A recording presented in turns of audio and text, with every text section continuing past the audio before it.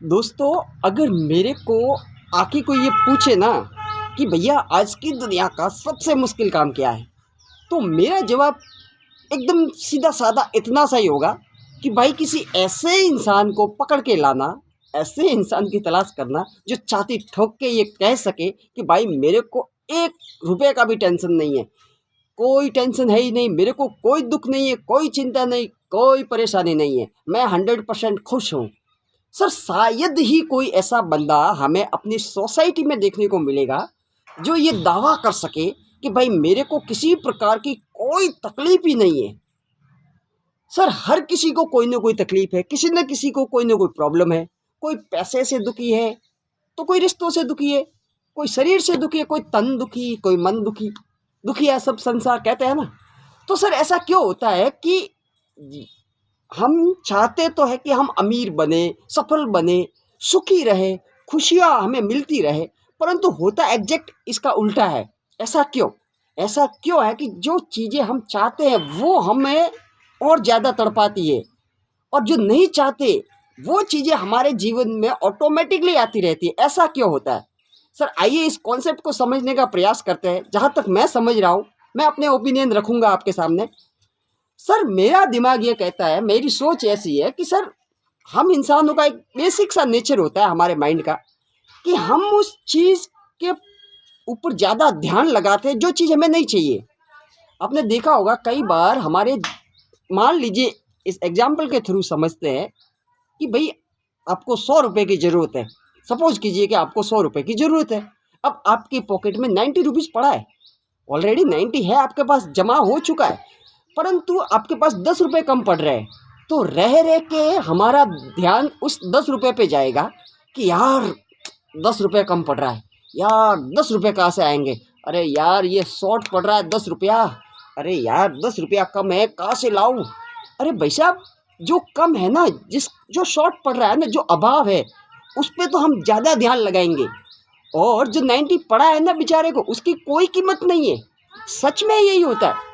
हमारा दिमाग by default ऐसे ही काम करता है, और सारी समस्या की जड़ यही है। अब एक दूसरी चीज़ से आप देखिए, जब हम टीवी में वगैरह देखते हैं ना, तो किसी भी कोई दुर्घटना या फिर कोई बड़ी ऐसी घटना घटती है ना, जहाँ पे कुछ एक्सीडेंटल घटना हो गई, कहीं पे ज़्यादा अतिवृष्टि हो गई, कुछ भी आगजनी हो गई कहीं पे, तो हमारा ध्यान, हम पूरे ऐसे आंखें फाड़ फाड़ के उस टीवी की स्क्रीन पे रहता है कि सर देखते क्या हुआ करके, क्योंकि बुरी चीज़ें और बुरी चीज़ों में या दुर्घटनाओं में हमारा ध्यान जल्दी जाता है, जबकि अच्छी चीज़ों में इतना नहीं जाएगा। अभी किसी की शादी की बात हो या खुशी की बात हो तो ठीक है, ठीक है, ठीक है, खुशी है तो बढ़िया अच्छी बात है, मतलब खुशी हमें हजम नहीं होती और एक और चीज़ निकल के आ रही है, वो भी बता देता हूँ। सर गलती से आपको कोई दुखी बेचारा इंसान मिल गया ना, जो अपनी दुख भरी राम कथा सुना रहा है, मतलब दुख का रोना रो रहा है ना, तो आप उसको ज़्यादा अटेंशन देते हो।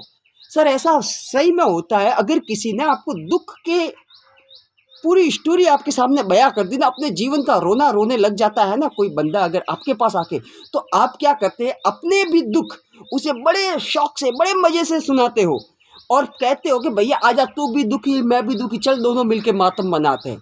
सर होता ये है, हमारा इंसानों का दिमाग वास्तव में उस मक्खी की तरह होता है जो पूरी बॉडी पे कहीं नहीं बैठेगी। बैठेगी कहाँ पे? जहाँ पे थोड़ा सा खून लगा हुआ होगा, थोड़ा सा कटा फटा होगा ना, वहाँ पे आके बैठेगी। हमारा दिमाग कुछ इस तरीके से ही काम करता है, और आपको भी ये सारी चीज़ें पता है, कोई नई नहीं है कि हम जिस दुनिया में रह रहे हैं ना, जिस यूनिवर्स का हम हिस्सा है ना, उस दुनिया में, इस दुनिया की सारी चीज़ें एक एनर्जी है। आप जिस चीज़ को ऊर्जा दोगे ना, जिस चीज़ को आप ऊर्जा दोगे ना, फिर वो चाहे अच्छी हो या बुरी हो, वो आपके जीवन में बढ़ेगी। फंडामेंटल सीधा है सर, इसका यही फंडा है कि आप जिस चीज़ को ऊर्जा दोगे ना, वो चीज़ें बढ़ेगी, क्योंकि सारी चीज़ें एक ऊर्जा ही है, सब कुछ एक एनर्जी है। आप जो चीज़ें देख रहे हैं ना, वो सब कुछ एक एनर्जी ही है, और हम भी एक एनर्जी का ही स्वरूप है। सर जिस चीज़ पे हम अपना ध्यान लगाएंगे ना, वो चीज़ हम अपने जीवन में आकर्षित करेंगे, वो चीज़ बढ़ेगी अपने आप। फिर चाहे सुख हो, चाहे दुख हो, चाहे तकलीफ़ें हो, चाहे गरीबी हो, चाहे अमीरी हो, सर चुनाव हमेशा हमारे हाथ में ही रहता है।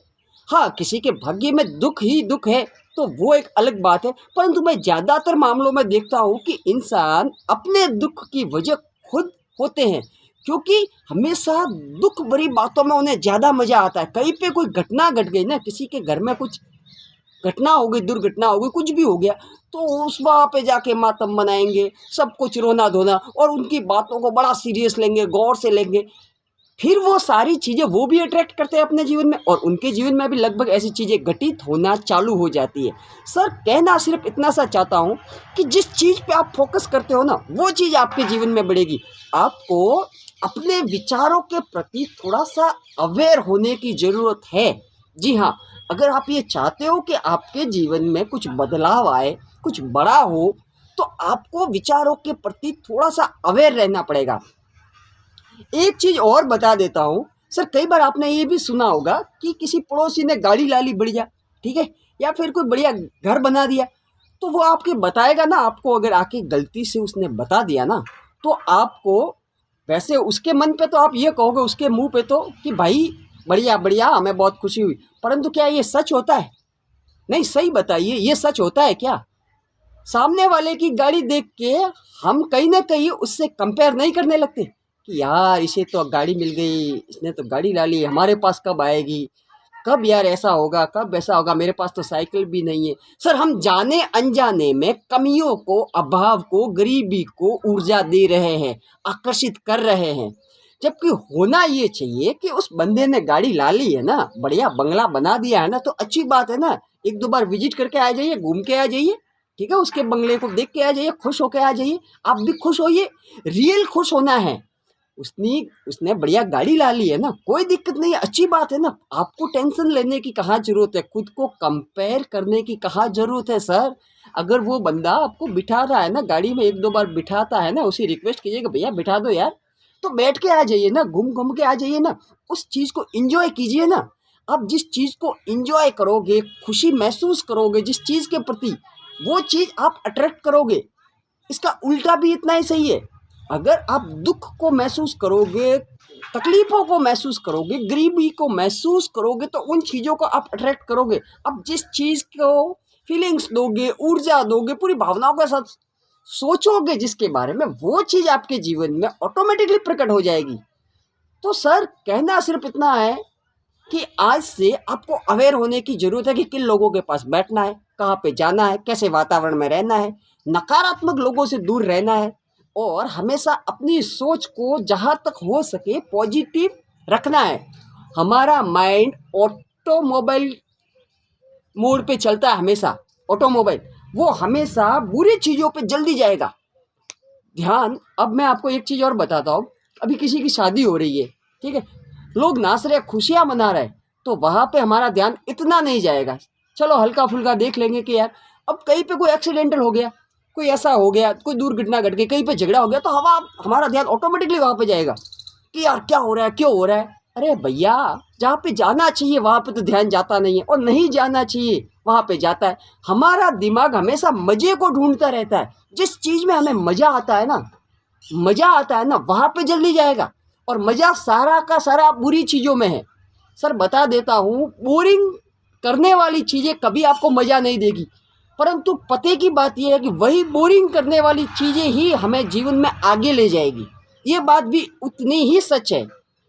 अब बताता हूँ कि बोरिंग करने वाली क्या, अगर कोई अच्छी बात करेगा, पॉजिटिव सी बातें समझाने का प्रयास करेगा, तो पसंद नहीं आएगा सर, फालतू की बकवास है, फिलोसॉफी है, ये साइड में रख भाई। और अगर कोई बढ़िया इंटरेस्टिंग बात करेगा, हाँ, फिल्मों की वगैरह कुछ भी, समझ रहे हो ना, तो आपको ज़्यादा इंटरेस्ट आएगा। हमारा ध्यान हमेशा मज़े पे रहता है, इसलिए ज़िंदगी के मज़े लेना बंद कीजिए सर, क्योंकि मज़े से जीवन बनेगा नहीं। ज़िंदगी ने कहीं ऐसा नहीं कहा है कि भाई तू मज़े ले, मैं तुम्हारे साथ सब अच्छा ही करूँगा। मस्त रहिए, खुश रहिए, अपने विचारों पे ध्यान रखिए, और हमेशा जागरूक रहिए। आप क्या सोच रहे हो, क्या बोल रहे हो, किसके साथ उठ बैठ रहे हो। Thank you.